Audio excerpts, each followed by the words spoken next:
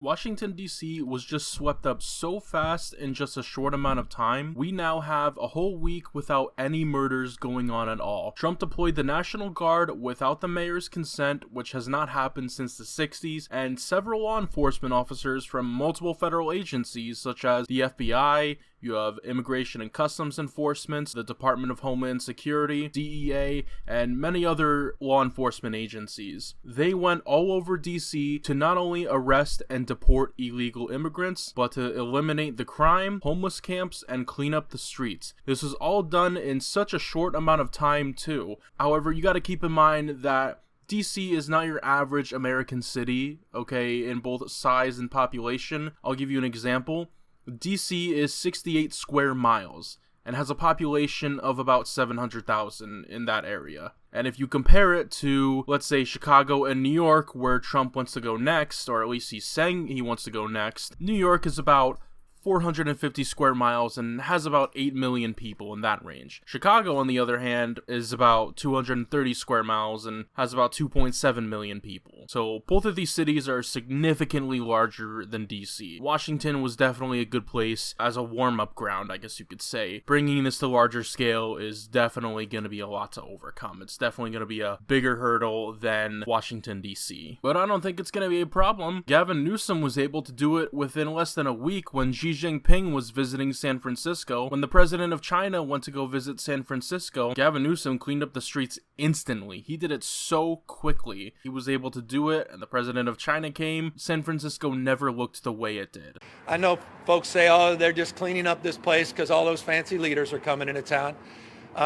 That's true, because it's true. I really do think New York and Chicago, it can get done pretty quickly the way Washington, D.C. was done pretty quickly. So now we have people saying that we're living in a police state because of this, and just because the president wants to bring back order and enforce the laws that already exist, it doesn't make sense that no local or state government wants to follow the already existing rules. I mean, look at the mayor of Hoboken, New Jersey, or look at Pelosi's nephew. These are the same people that run shithole of cities and states. Sorry to some people watching this. I apologize in advance. I love some of these cities. I love New York. I love Hoboken. I love San Diego. I love some of these cities. Some of these cities have really gone downhill in the last couple of years. But if the left really needs more, let me just say something and ask how you guys feel about this, for you leftists watching. What if Trump said this about the illegals that he's been deporting? What if he said that they need to go to the back of the line like everybody else? They have to pay a fine, they have to pay their taxes,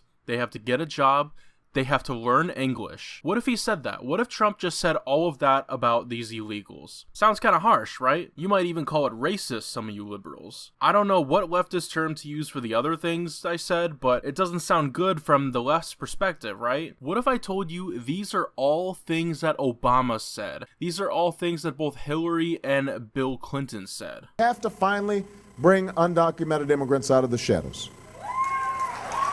It is time we did that. Now let's acknowledge, yes, they broke the law. They should have to pay a fine. They should have to learn English. They should go to the back of the line. They shouldn't get citizenship ahead of those who have been waiting patiently.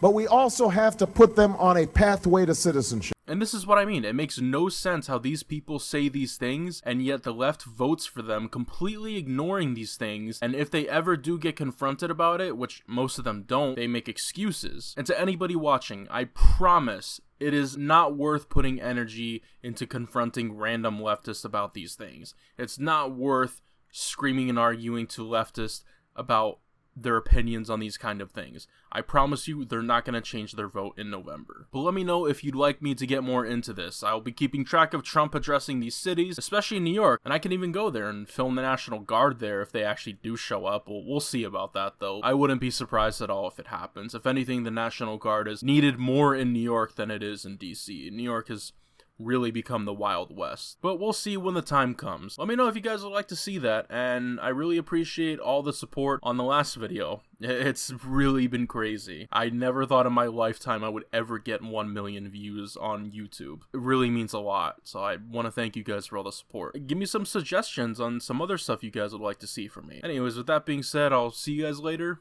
Have a good day, guys.